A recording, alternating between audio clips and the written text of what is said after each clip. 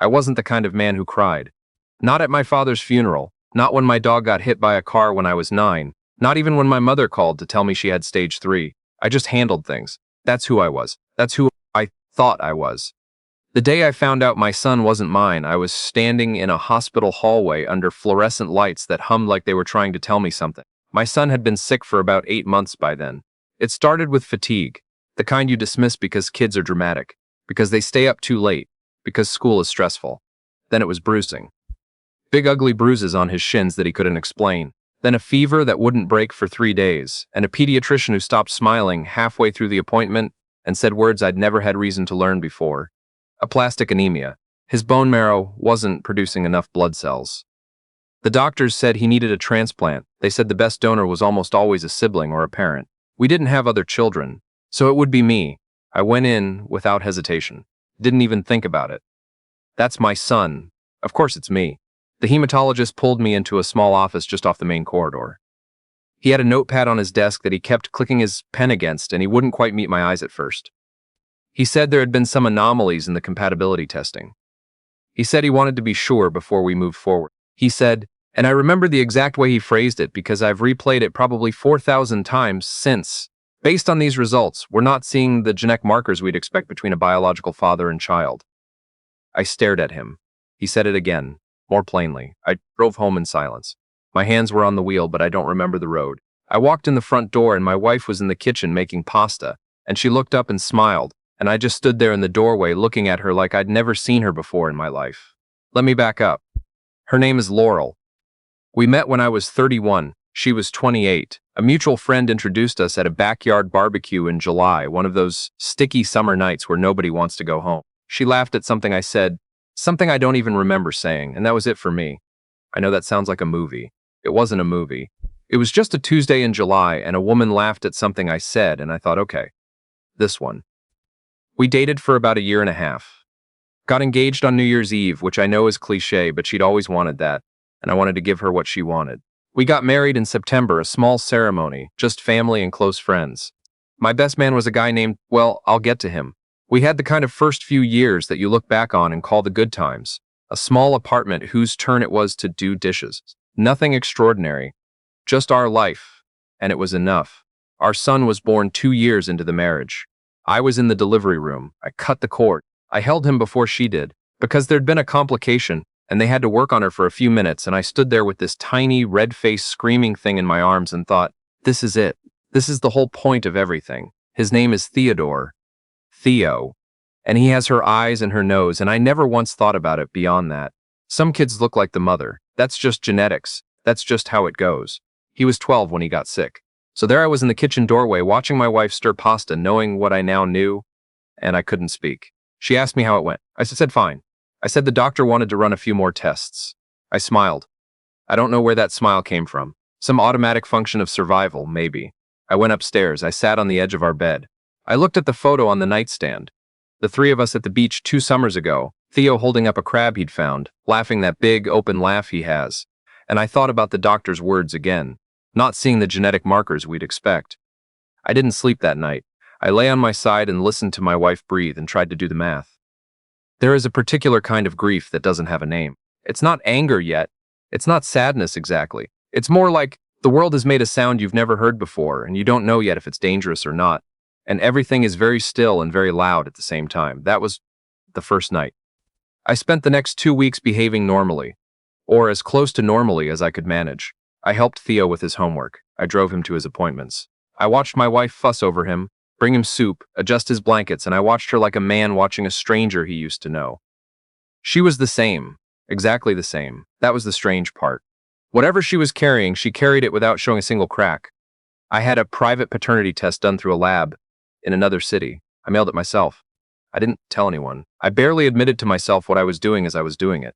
The results came back in 11 days, 0.00% probability of paternity. I sat in my car in the parking lot of a Home Depot and read that number until it stopped looking like numbers. Here's what you need to understand about my best man. His name is Sutherland, Sooth, we all called him. He and I had been friends since the 7th grade. We played on the same Little League team. We went to the same college. He was in the room when I proposed to Laurel, not on purpose. He just happened to stop by, and he had laughed and cheered and hugged us both. He was the first person I told when she was pregnant. He was at the hospital the day Theo was born. He held my son and cried, and I thought that was just the kind of man he was. Emotional. Big-hearted. I thought that was love for his friend's family. I thought a lot of things. After I got the test results, I sat with it for 3 more days. Then I started looking. I don't know what I expected to find. Maybe nothing. Maybe I wanted to find nothing, wanted some other explanation to appear. But I looked at her phone one evening while she was in the shower, something I had never done in 11 years of marriage. Not once, because I didn't think I had reason to. And it didn't take long. You never have to look long when there's something to find. The universe has a way of putting it right in front of you once you decide to see it. There were messages. Old ones, years old. She deleted most of them, but not all. Enough. And there was one conversation thread she'd never deleted at all. I think because she'd forgotten it was there, tucked behind other contacts, not labeled with his name but with an old nickname I recognized. 4 years ago. A conversation that went on for weeks and then stopped abruptly. The last message from him said, "I think we both know this can't keep going. I'm sorry. 4 years ago, Theo was 8. The math didn't work that way. Found a different number. Deleted, but the phone backed up to the cloud and she'd never thought to clear it. This one was from before Theo was born. 13 years ago. I sat on the bathroom floor after she went to sleep and I read everything that had survived. It wasn't a long affair. 6 weeks, maybe 2 months. She'd ended it. Or he had. And then they had both stood at my wedding and smiled and clinked glasses and toasted to a long and happy life. He cried at the hospital when Theo was born. I kept thinking about that. He cried and I thought it was because he loved us. The following Saturday, we had a family lunch. My in-laws came over, her sister and her husband, and Seth happened to stop by like he often did on weekends.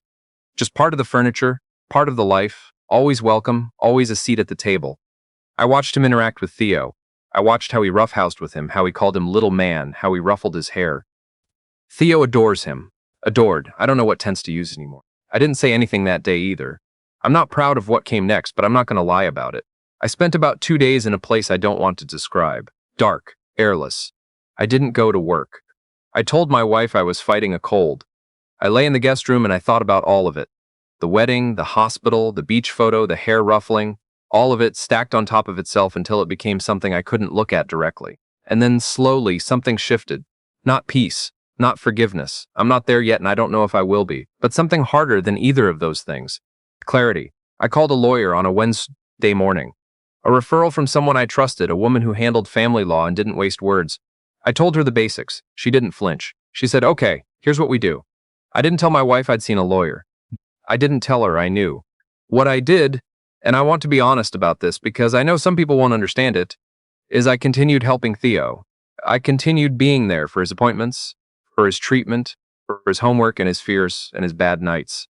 Whatever was happening between me and his mother, that had nothing to do with him. He is 12 years old and he has aplastic anemia and he is scared, and he is my son in every way that word has ever meant anything to me. Biology is the beginning of the story, not the whole story. He didn't ask for any of this. None of this was his. It was 3 more weeks before I said anything to her. The lawyer had told me to wait until certain things were in order. I waited. One evening after Theo was asleep, I went downstairs and sat across from her at the kitchen table and I said, "I need you to tell me about Sutherland." She looked at me for a long moment and then she looked down at her hands. That look told me everything I already knew. She said it was a long time ago. She said it only happened a handful of times. She said she had ended it and she had tried to pretend it never happened. Because she was ashamed and she loved me and she didn't want to lose her life. She said she never thought, she said she didn't know. She said she'd told herself the timing didn't match, that it was impossible. I said, "And now?" She didn't answer. I said, "Does he know?" She said she didn't think so. She said she had never told him. She said she hadn't spoken to him in years except in group settings, our shared circle of friends, all those dinners and holidays and birthday parties and backyard barbecues where I thought we were just 4 friends and actually I was the only one who didn't know. I asked her one more question. I said, "Did he really know? Or did he suspect?" She was quiet for a long time. Then she said, "I think he suspected. I think he chose not to push it." I stood up from the table. I didn't yell. I didn't throw anything. I just said, "Okay." And I went upstairs, and I did not sleep in our bed that night, and I have not slept in our bed since. I'm going to tell you what happened with Sooth, because you're probably wondering. I drove to his apartment on a Sunday afternoon. I knew he'd be home. He coaches youth soccer on Sunday mornings, and he's always back by 2. I knocked on his door. He opened it, and his face did something complicated when he saw me standing there. Not guilt exactly. More like a man seeing a thing he's been dreading for a long time finally arriving. I said, "Can I come in?" He stepped aside. We sat in his living room. He had a cup of coffee on the table. Neither of us spoke for a while. Then I said, "I had a paternity test done. For Theo." He set his coffee down. I said, "You want to tell me anything?" He was quiet, a long time. Then he said, "I'm sorry, I'm so sorry. I thought about telling you 100 times. I didn't know for certain. I told myself I didn't know for certain." He rubbed his face with both hands. "That's not an excuse." "I know it's not an excuse." I said, "No, it's not." I stood up. He said, "Where are you going?" I said, "Home. My son is sick and I have things to take care of." He called out as I reached the door. He said my name. He said, "What are you going to do?" I didn't answer. I didn't look back. I walked out and got in my car and sat there for a minute, and then I drove home to my son. Here is what I decided. For the people who'll want a simpler answer, I'm sorry. Life doesn't give simple answers. The divorce papers were filed shortly after. My wife didn't contest them. I think she understood there was nothing left to argue about. We are working out the details of custody now. Theo will live primarily with me, which was not a fight, because whatever else she is, she loves him, and she knows what I've given him and what that means. We're trying to do it without destroying him in the crossfire. Some days that feels possible. Some days I'm not sure. I have not spoken to Sutherland since that Sunday afternoon. What we were to each other for 30 years, I don't have a word for what you call that when it ends this way. It's not exactly loss because loss implies the person was real. And I don't know anymore what was real. Theo got a match. Not me, not his biological father, who remains, as far as I'm concerned, irrelevant to this story, but a stranger on a donor registry, a 26-year-old woman in another state who matched well enough. His treatment is ongoing. The doctors are cautiously optimistic. He doesn't fully understand what's happened between me and his mother yet, only that we're separating, only that people are sad. He asked me last week if I was still his dad. I said yes. He said, "Like for real? No matter what?" I said, no matter what." He nodded and he went back to his video game, and I sat in the doorway of his room and watched him for a long time after that. I have a small apartment now, about 15 minutes from the house. It's the kind of apartment you'd expect from a man who packed in a hurry. Bare walls, mismatched furniture, a coffee maker that was a housewarming gift from my sister. It's not much, it's mine. Some mornings I sit at the kitchen table with my coffee, and the quiet is so total it almost rings in my ears. I'm still learning what to do with that kind of quiet. My lawyer tells me the financial side will be resolved within the year. My mother calls every Sunday. My sister texts too much, which I don't mind, actually. I don't know what comes after this. I don't have a chapter heading for whatever this part of my life is.